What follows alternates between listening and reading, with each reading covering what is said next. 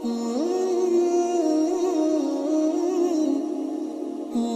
بالله من الشيطان الرجيم. بسم الله الرحمن الرحيم. ولقد تركنا منها آية بينة لقوم يعقلون. وإلى مدين أخاهم شعيبا فقال يا قوم اعبدوا الله وارجوا اليوم الآخر ولا تعثوا في الأرض مفسدين.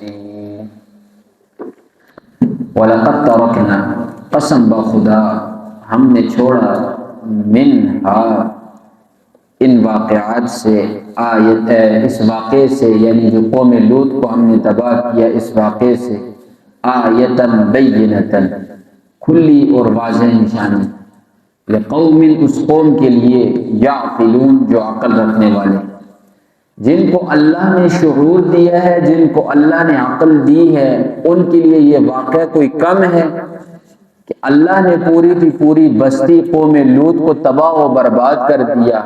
اور تباہی کا منظر بھی کیا خوب منظر ہے کہ اللہ آسمان کے اوپر لے کے جاتے ہیں پوری قوم کو، وہاں سے پٹک کر نیچے مارتے ہیں اور اوپر سے پھر پتھر برساتے ہیں۔ فرمایا یہ کوئی کم واقعہ ہے؟ اگر کسی قوم کے پاس عقل ہو، شعور ہو، تو اس کے لیے یہ نشانی کافی ہے۔ اب آگے اسی طریقے سے جیسے ابراہیم علیہ السلام اور لوط علیہ السلام کا واقعہ بیان کیا، ان کی قوموں کی ہلاکت کا واقعہ بیان ہوا، اب اسی طریقے سے آگے اللہ کئی قوموں کے واقعات بیان کریں گے۔ اللہ فرماتے ہیں وَإِلَىٰ مَدْيَنَ أَخَاهُمْ شُعَيْبًا، اور ہم نے بھیجا مدین والوں کی طرف ان کے بھائی شعیب علیہ السلام کو۔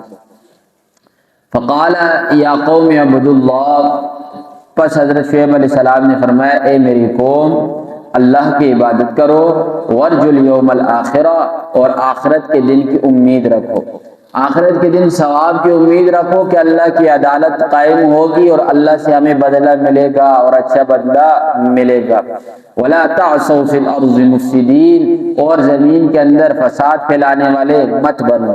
یہ قوم کیا کرتی تھی؟ ناپ تول کے اندر کمی کیا کرتی تھی، جو ان کا سب سے بڑا گناہ تھا۔ فرمایا فکذبوہ، لیکن شعیب علیہ السلام کی بات کو نہیں مانا، جھٹلا دیا۔ فاخذتہم الرجفۃ، پس ان کو زلزلے نے پکڑ لیا۔ اللہ نے زلزلہ بھیجا، زلزلے کے بعد وہ لوگ تباہ و برباد ہو گئے۔ فرمایا فاصبحوا فی دارہم جاثمین، پس وہ اپنے گھروں کے اندر ہو گئے اوندے پڑے ہوئے۔ فرمایا گھٹنوں کے بل اوندے پڑے ہوئے تھے، یعنی منہ ان کے جو تھے وہ زمین کی طرف تھے، صبح مرے ہوئے تھے۔ وعاد وثمود، اور قوم عاد اور قوم سمود کا واقعہ۔ وقد تبین لکم من مساکنہم، یہ واضح کرتے ہیں دونوں واضح کرتے ہیں تمہارے لیے بات کو، من مساکنہم، ان کے گھر، یعنی ان کے گھروں کے اندر آج جاؤ تمہیں بسنے والا کوئی نہیں ملے گا، ان کے گھر کی ویرانی تمہیں ظاہر صاف ستھری بات بتا دے گی۔ کون سی بات؟ کہ اللہ کیسے تباہ کرتا ہے جب اللہ کے پیغمبروں کی بات نہ مانی جائے۔ فرمایا وَزَيَّنَ لَهُمُ الشَّيْطَانُ أَعْمَالَهُمْ، خوبصورت بنا دیے شیطان نے اعمالہم، ان کے عملوں کو۔ شیطان ہر ایک کے لیے اس کے عمل کو خوبصورت بناتا ہے۔ بتوں کو پوجنے والوں کا یہ جو عمل ہے، بتوں کا پوجنا، شیطان نے اس عمل کو ان کے لیے خوبصورت بنایا ہے۔ شیطان کہتا ہے کہ دنیا کے اندر کوئی اگر عبادت ہے تو وہ بتوں کا پوجنا ہی ہے، اس کے علاوہ کوئی عبادت نہیں۔ عیسائیوں کو اس نے کیا عمل دیا ہوا ہے کہ آپ عیسیٰ کو خدا بنا کر رکھو، دنیا کے اندر اگر کوئی خدا ہے تو وہ عیسیٰ ہی ہیں، عیسیٰ کے علاوہ کوئی خدا نہیں۔ ہر ایک کا عمل شیطان نے اس کے لیے خوبصورت بنایا ہوا ہے۔ فصدہم عن السبیل، اور روکا ہے ان کو سیدھے راستے سے، سیدھے راستے کے اوپر شیطان انہیں آنے نہیں دیتا۔ فرمایا وکانوا مستبصرین، حال یہ کہ وہ بہت ہی زیادہ عقل مند لوگ تھے، بصیرت والے لوگ تھے۔ یہ جو قومیں تباہ ہوئی ہیں نا، قوم شعیب، قوم لوط، اور اسی طریقے سے تمام قوم نوح وغیرہ، یہ آپ کیا سمجھتے ہیں کہ یہ جاہل لوگ تھے، پاگل تھے، روٹی منہ سے کھاتے تھے، تمام کی تمام چیزیں انہیں پتہ تھی، ہر چیز کے اندر یہ لوگ سمجھداری رکھتے تھے۔ کام کاروبار جس طرح ہم لوگ کر رہے ہیں اسی طرح وہ بھی کرتے تھے۔ ہر چیز کو سمجھتے تھے غرض، لیکن تباہ ہوئے کس وجہ سے ہوئے؟ نفس کی بات مان کر، دل کی بات مان کر۔ یہ لوگ جاہل نہیں تھے، ان لوگوں کا یہ معاملہ نہیں تھا کہ ان کے پاس دماغ نہیں تھا، ساری کی ساری چیزیں۔ اور اب ادھر جو تفصیل نہیں کر رہا، پہلے ان ساری قوموں کی تفصیل میں کر چکا ہوں، قوم عاد، قوم سمود، قوم نوح، یعنی کتنے بڑے بڑے مکانات بناتے تھے یہ لوگ۔ کبھی پاگل کسی کو دیکھے کہ وہ مکان بنا رہا ہو، اور یہ تو مکان بھی کیسے بناتے تھے جو آج کے دور کے لوگ نہیں بنا سکتے۔ پہاڑوں کے اندر چٹان کو تراش کر، یعنی ایک بہت بڑا پتھر ہو، اس پتھر کو اندر سے خالی کر کے اس کے اندر مکان بناتے تھے۔ یہ کوئی آسان کام ہے؟ نہیں۔ فرمایا ان کو ہم نے تباہ و برباد کیا، وہ تو بہت سمجھدار لوگ تھے۔ وقارون وفرعون وہامان، تین قسم کے لوگ آگے۔ فرمایا قارون کو بھی ہم نے زمین کے اندر دنسایا، فرعون کو اور حامان، ان دونوں کو دریا کے اندر ڈبو دیا۔ کس نے کیا؟ اللہ نے کیا۔ فرمایا ویسے ہی نہیں کہ ایک ہی دن بس فرعون کو پکڑا اور پکڑ کر غرق کر دیا، نہیں۔ وَلَقَدْ جَاءَهُمْ مُوسَىٰ، قسم باخدا آئے تھے موسیٰ علیہ السلام ان کے پاس، بالبینات، واضح نشانیاں لے کر۔ موسیٰ علیہ السلام نے ایک نشانی بھی نہیں دکھلائی۔ قرآن کے اندر جن نشانیوں کا تذکرہ آتا ہے 9 قسم کی نشانیاں تھیں، فرمایا یہ 9 قسم کی نشانیاں لے کر آئے، نہیں دکھلائی۔ فَاسْتَكْبَرُوا فِي الْأَرْضِ، فرمایا انہوں نے تکبر کیا، انہوں نے ہماری بات کو نہیں مانا۔ موسیٰ علیہ السلام سے کہنے لگے اے غریب قوم کا آدمی ہے تو، بنی اسرائیلی، تو ہمیں کون سی باتیں سمجھا رہا ہے اور کون سی باتیں ہمیں دکھلا رہا ہے، کون سی نشانی ہے؟ تو جادوگر ہے، ہم تیری بات نہیں مانتے۔ اللہ فرماتے ہیں پھر کیا ہوا؟ وما كانوا سابقین، یہ لوگ تو ہم سے آگے بڑھنے والے نہیں، ہم سے جیت تو یہ لوگ نہیں سکتے، اللہ سے کون جیتا ہے؟ فرمایا پھر ہم نے کیسے تباہ و برباد کیا؟ فرمایا فَكُلًّا أَخَذْنَا بِذَنبِهِ، بس ان ساروں کو ہم نے پکڑ دیا ان کے گناہ کی وجہ سے۔ یہ جتنی بھی قومیں تباہ و برباد ہوئی، ان کے اندر گناہ تھے، ان کے گناہ کی وجہ سے ہم نے انہیں پکڑا۔ کیسے پکڑا؟ فَمِنْهُمْ مَنْ أَرْسَلْنَا عَلَيْهِ حَاصِبًا، پس بھیجا ہم نے ان میں سے بعض کے اوپر ہواؤں کو، تیز آندیاں آئی، آ کر انہیں تباہ و برباد کر دیا۔ 7 دن 8 دن تک مسلسل ہوائیں چلتی رہی اور آپس کے اندر لگتے رہے اور مرتے رہے۔ وَمِنْهُمْ مَنْ أَخَذَتْهُ الصَّيْحَةُ، اور ان میں سے بعض ایسے تھے جن کو چیخ نے پکڑا۔ وَمِنْهُمْ مَنْ خَسَفْنَا بِهِ الْأَرْضِ، اور ان میں سے بعض ایسے تھے جنہیں ہم نے زمین کے اندر دنسا دیا۔ قارون اس کا سب سے بڑا نمونہ ہے۔ فرمایا وَمِنْهُمْ مَنْ أَغْرَقْنَا، اور بعض ایسے تھے جن کو ہم نے غرق کر دیا، فرعون اور اس کی قوم۔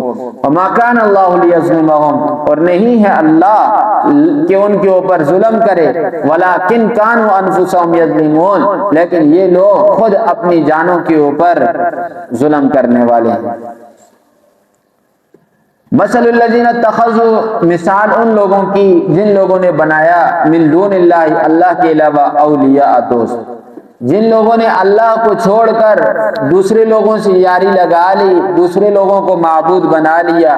فرمایا کمثل العنکبوت، ان کی مثال مکڑی کے گھر کی سی ہے۔ اتخذت بیتا، وہ مکڑی گھر بناتی ہے، وَإِنَّ أَوْهَنَ الْبُيُوتِ، اور بے شک کمزور گھروں کے اندر لَبَيْتُ الْعَنْكَبُوتِ، وہ مکڑی کا گھر ہے۔ لَوْ كَانُوا يَعْلَمُونَ، کاش کہ یہ لوگ جان لیتے۔ اس مثال کو سمجھنے نہایت ضروری ہے۔ اللہ نے قرآن کے اندر جو بھی مثال بیان کی ہے وہ کمال کی مثال بیان کی ہے۔ اللہ فرماتے ہیں یہ جو مشرک ہے نا، یہ اللہ کے علاوہ معبودوں کو پوجتے ہیں، معبودوں کی عبادت کرتے ہیں۔ اب ان معبودوں کی مثال مکڑی کے گھر کی ہے۔ آپ نے دیکھے کوئی بھی جانور یا انسان یا کوئی کیڑا کوئی بھی گھر بناتا ہے تو اس کے گھر کی کچھ نہ کچھ خصوصیات ہوتی ہیں، بارش سے بچاؤ، دھوپ سے بچاؤ، یہ ساری چیزیں ہوتی ہیں۔ لیکن واحد یہ مکڑی کا گھر ایسا ہے جو دھوپ کے اندر بھی نہیں بنتا، بارش کے اندر بھی نہیں بنتا، یہ بن ہی نہیں سکتا۔ یہ کہاں پر بنتا ہے؟ جہاں پر نہ دھوپ ہو اور نہ بارش ہو، مثال کے طور پر دیوار کے کونوں کے اوپر، اور اسی طریقے سے کوئی جگہ بند ہو کئی عرصے سے تو وہاں پر بن جاتا ہے۔ جو فائدہ گھر کا ہے وہ فائدہ اس گھر سے حاصل نہیں ہوتا، اور بہت ہی نہایت ہی کیا ہے، کمزور گھر ہے۔ اس کی مثال اللہ نے کس سے بیان کی؟ مکڑی کے گھر سے، کوئی فائدہ نہیں دیتا۔ اب جن کو انہوں نے معبود بنایا ہے تو وہ کیا کرتے ہیں؟